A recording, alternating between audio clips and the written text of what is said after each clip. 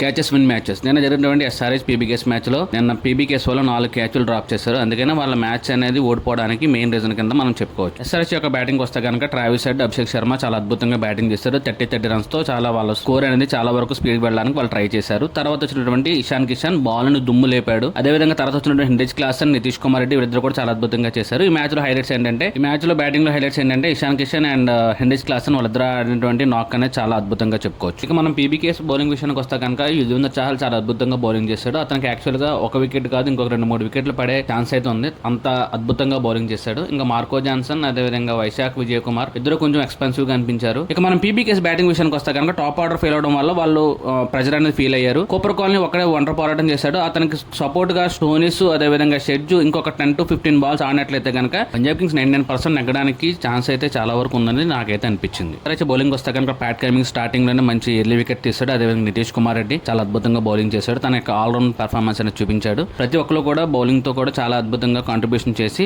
SRH match నెగ్గడానికి చాలా వరకు వాళ్ళు హెల్ప్ చేశారు.